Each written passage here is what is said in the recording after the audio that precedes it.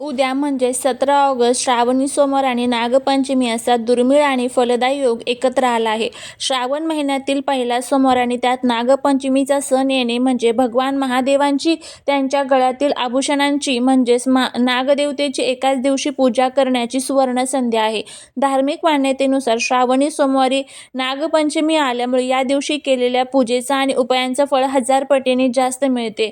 आजच्या या व्हिडिओमध्ये आपण पाहणार आहोत की नागपंचमीची शास्त्रोक्त पूजा कशी करावी, पूजेसाठी कोणत्या साहित्यांची गरज असते, पूजेदरम्यान कोणत्या चुका अजिबात करू नये, तसेच कोणते विशेष नियम केल्याने कालसर्पदोष, पैशांची टंचाई दूर होते. सर्वात महत्त्वाचं म्हणजे उद्याच्या दिवशी असा 1-2 तासाचा राहू काळ आहे, ज्या काळात चुकूनही पूजा करायची नाही. पूजेचा खरा शुभ मुहूर्त कोणता आहे, राहू काळात पूजा का करू नये, हे आपण मध्ये आपण आज जाणून घेणार आहोत. त्यामुळे व्हिडिओ हा कुठेही स्किप न करता शेवटपर्यंत पहा. जर या चॅनलवरती तुम्ही नवीन असाल तर चॅनलला सबस्क्राईब करा आणि कमेंटमध्ये ओम नागदेवताय नमो नमः लिहायला अजिबात विसरू नका किंवा ओम नमः शिवाय लिहा. नागदेवतेची पूजा सुरळीत आणि शास्त्रोक्त पद्धतीने पार पाडण्यासाठी काही वस्तू पूर्वतयारी म्हणून जवळ असणे खूप गरजेचे असते. पूजेसाठी आपल्याला नागदेवतेची मातीची किंवा धातूची मूर्ती किंवा पाटावर तांदळाच्या साहाय्याने किंवा हळदीने चित्र काढलेले पाहिजे. गाईचे कच्चे दूध, हळदी, कुंकू, अक्षदा, ताजी किंवा पांढरी, हिरवी किंवा पिवळी फुले, दुर्वा, बेलपत्र, फुले, आघाड्याची पाने हवी आणि नैवेद्यासाठी साजूक तूप, लाह्या, ज्वारीच्या ज्या लाह्या असतात त्या, गूळ, खोबरे, पुरणाचे दिंड किंवा मोदक, दिवा आणि धूप, अगरबत्ती वगैरे पाहिजे. पूजेचा संकल्प सोडण्यासाठी आचमनासाठी एका तांब्यामध्ये शुद्ध पाणी आणि एक पळी भांडे एकत्र करून ठेवले पाहिजे. आता आपण पाहूया की नागदेवतेची पूजा कशी करावी. पूजेच्या दिवशी सकाळी लवकर उठून स्नान उरकून स्वच्छ व पवित्र वस्त्रे परिधान करावीत. पूजेची जागा व्यवस्थित स्वच्छ करून तिथे एक स्वच्छ पाट ठेवावा. त्या पाटावर लाल किंवा पिवळे कापड अंथरून त्यावर हळदीने नागदेवतेचे चित्र काढावे किंवा मग तांदळाच्या साहाय्याने नागाच्या आकृती काढाव्यात. त्यावरती तुम्हाला तिथे जर शक्य असेल, तुमच्याकडे असेल तर मातीची किंवा धातूची नागप्रतिमा तुम्ही स्थापित करू शकता. जर तुमच्या देवघरामध्ये असेल तर सर्वात प्रथम गणपती बाप्पांचे ध्यान करून पूजेचा संकल्प करावा. त्यानंतर नागदेवतेला जलाभिषेक आणि गाईच्या कच्च्या दुधाने अभिषेक करावा. अभिषेक झाल्यानंतर नागदेवतेला हळद, कुंकू, चंदन आणि अक्षदा वाहाव्यात. नागपंचमीच्या दिवशी हळदीचा वापर विशेष मानला जातो, त्यामुळे नागदेवाला मुबलक हळद अर्पण करावी. यानंतर नागदेवतेला आघाड्याची पाने, दुर्वा, पिवळी फुले आणि महादेवांसाठी प्रिय असलेले बेलपत्र अर्पण करावे. नागदेवतेला ज्वारीच्या लाह्या, गूळ, खोबरे आणि पुरणाचं दिंड किंवा उकडीचे मोदक याचा नैवेद्य दाखवावा. नैवेद्य दाखवल्यानंतर तुपाचा दिवा आणि धूप लावून नागदेवतेची आरती करावी. शेवटी ओम नवकुलाय विद्महे विषदंताय धीमहि तन्नो सर्प प्रचोदयात किंवा ओम नमः शिवाय या मंत्राचा जप करावा. पूजेत काही चूक झाली असल्यास क्षमा याचना करावी. नागपंचमीच्या दिवशी पूजा करताना काही विशेष नियमांचे पालन करणे अत्यंत आवश्यक आहे, अन्यथा पूजेचे पूर्ण फळ मिळत नाही. पहिली आणि सर्वात महत्त्वाची गोष्ट म्हणजे या दिवशी शेतात किंवा मातीत नांगरणे, खोदकाम किंवा झाडे तोडणे पूर्णपणे वर्ज्य मानले जाते, कारण यामुळे मातीतील सापांना इजा पोहोचू शकते. दुसरी गोष्ट म्हणजे नागपंचमीच्या दिवशी घरात कोणतीही गोष्ट चिरणे, कापणे किंवा भाजणे टाळावे. म्हणूनच या दिवशी स्वयंपाकघरात तवा वापरला जात नाही आणि कढईत तळणे देखील टाळले जाते. तिसरी महत्त्वाची चूक म्हणजे अनेक लोक जिवंत नागाला पकडून त्याला दूध पाजण्याचा प्रयत्न करतात. हे पूर्णपणे चुकीचे आहे आणि अधार्मिक आहे. जिवंत सापाला जबरदस्ती दूध पाजल्याने त्यांच्या आरोग्याला मोठा धोका निर्माण होतो. शास्त्रानुसार नागाच्या प्रतिमेची किंवा चित्राचीच पूजा करावी आणि दूध अर्पण करावे. चौथी गोष्ट म्हणजे नागपंचमीच्या दिवशी कोणाशीही वाद घालू नये. घरात शांततेचे वातावरण ठेवावे आणि मांसाहार किंवा मद्यपान पूर्णपणे टाळावा.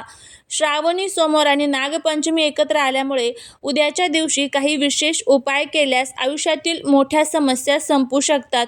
जर तुमच्या कुंडलीतील कालसर्प दोष किंवा राहू केतूचा त्रास असेल तर उद्याच्या दिवशी चांदीचे किंवा तांब्याचे लहान नागिनीचे जोडपे घेऊन ते महादेवांच्या पिंडीवर अर्पण करा आणि त्यानंतर ते वाहत्या पाण्यात प्रवाहित करा.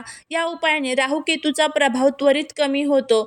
आर्थिक अडचणी दूर करण्यासाठी उद्या नागदेवतेला हळदीचा टिळा लावा आणि उरलेली हळद एका पिवळ्या कपड्यात बांधून तुमच्या तिजोरीत किंवा पैशांच्या ठिकाणी ठेवा. यामुळे वर्षभरात घरात धनधान्याची समृद्धी राहते. जर तुम्हाला सतत भय वाटत असेल किंवा स्वप्नात वारंवार साप दिसत असतील तर नागपंचमीच्या दिवशी महादेवाला एक बेलपत्र अर्पण करताना ओम नागेश्वराय नमः या मंत्राचे 108 वेळा जप करा आणि पिंडीवर कच्चे दूध आणि जल अर्पण करा. नागपंचमीची पूजा कुठे करावी याबाबत अनेकांच्या मनात शंका असते. नागदेवतेची पूजा तुम्ही तुमच्या घराच्या देव्हाऱ्यात, पाटावर प्रतिमा स्थापन करून करू शकता. गावातील किंवा परिसरातील शिवमंदिरात जाऊन नागदेवासोबत नागदेवतेची पूजा करणे अत्यंत शुभ मानले जाते. जर तुमच्या घराभोवती वारूळ असेल तर वारुळाची पूजा करून तिथे दिवा लावणे आणि दुरून नमस्कार करणे हे सर्वात उत्तम मानले जाते. आता आपण सर्वात महत्त्वाच्या मुद्द्याकडे वळूया, तो म्हणजे पूजेचा शुभ मुहूर्त आणि राहुकाळ कधी आहे. शास्त्रामध्ये राहुकाळ हा अशुभ आणि दूषित वेळ मानला गेला आहे. राहू हा छायाग्रह असून तो भ्रम आणि विघ्न निर्माण करतो. राहुकाळात कोणतीही नवीन काम, पूजा किंवा धार्मिक विधी केल्यास त्यात अडथळे येतात किंवा त्या पूजेचे सकारात्मक फळ ऐवजी मानसिक अस्वस्थता मिळण्याची शक्यता असते. त्यामुळे या 2 तासाच्या राहुकाळात चुकूनही नागपंचमीची पूजा करू नये. तर जो राहुकाळ या दिवशी 7:30 ते 9 वाजेपर्यंत असणार आहे. या काळात पूजेची तयारी करू नका, पण प्रत्यक्ष पूजा, संकल्प किंवा मंत्र जप सुद्धा या दिवशी या वेळेमध्ये आपल्याला करायचा नाही. तर मग सर्वात शुभ जो मुहूर्त आहे तर तो 6 ते 7:25 पर्यंत असणार आहे. राहुकाळ सुरू होण्यापूर्वीचा जो काळ आहे तो सर्वात शुभ मुहूर्त असणार आहे. दुपारचा अभिजित मुहूर्त हा सकाळी 9:15 ते दुपारी 12:30 वाजेपर्यंत. या काळात पूजा करणे अत्यंत फलदायी ठरेल. शास्त्रानुसार नागपंचमीच्या दिवशी घरात काही विशेष पारंपरिक आणि सात्विक पदार्थ बनवून त्याचा नैवेद्य दाखवल्याने नागदेवता आणि माता लक्ष्मी प्रसन्न होतात. यामुळे घरातील नकारात्मकता नष्ट होऊन पैशांची चणचण कायमची दूर होते, आर्थिक समृद्धी येते आणि आपल्या सर्व प्रलंबित मनोकामना पूर्ण होतात. तर चला कोणते पदार्थ आहेत तर ते बघूया. ज्यामध्ये सर्वात पहिला आणि महत्त्वाचा पदार्थ आहे ते म्हणजे दिंडे, ज्याला पुरण मोदक किंवा उकडीचे पुरण मोदक म्हणतात, ज्याला आपल्याकडे पुरणाचे दिंडे म्हणतात. नागपंचमीच्या दिवशी तवा चुलीवर ठेवणे, भाजणे किंवा तळणे निषिद्ध मानले जाते. त्यामुळे वाफेवर शिजवलेला हा सात्विक गूळ आणि डाळीचा पदार्थ नागदेवतेला अत्यंत प्रिय आहे. गूळ हा सूर्याचे आणि समृद्धीचे प्रतीक मानला जातो, तर गव्हाचे पीठ, हरभरा डाळ आणि समृद्धीचे प्रतीक असते. त्यामुळे हा नैवेद्य देवांना दाखवून त्यानंतर घरात ग्रहण करायचा आहे. दुसरा अत्यंत पवित्र पदार्थ म्हणजे लाया आणि गूळ.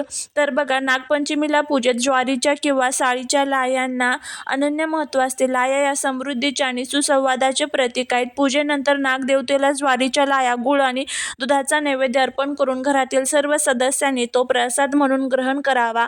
त्यानंतर तिसरा जो पदार्थ आहे ते म्हणजे मुगाची डाळ आणि तांदळाची खीर, आळूची त्याचबरोबर वाफेवर शिजवलेली भाजी. अनेक भागात नागपंचमीला उकडलेली मूग आणि तांदळाची मऊ खीर किंवा आळूची सुकी वाफवलेली भाजी बनवण्याची परंपरा आहे. हिरवा मूग हा बुद्धी आणि धनाचा कारक आहे, बुध ग्रहाशी संबंधित आहे. तर दुधाची खीर माता लक्ष्मीची प्रिय मानली जाते. हा सात्विक आहार नागपंचमीला ग्रहण केल्याने बुद्धी आणि धैर्यात वाढ होते, घरातील क्लेश संपून शांतता निर्माण होते. अशा पद्धतीने आपल्याला ह्या सर्व गोष्टी ज्या आहेत तर त्या पाळायच्या आहे. नागपंचमीला हे 3 सोपे पण चमत्कारिक पदार्थ नक्की बनवा आणि तुमच्या घरात सुख, शांती आणि अथांग समृद्धीचे श्रीमंतीचे स्वागत करा. भेटूया पुढच्या एका छानशा नवीन व्हिडिओत एका नवीन माहितीसोबत. तोपर्यंत सर्वांना श्री स्वामी समर्थ.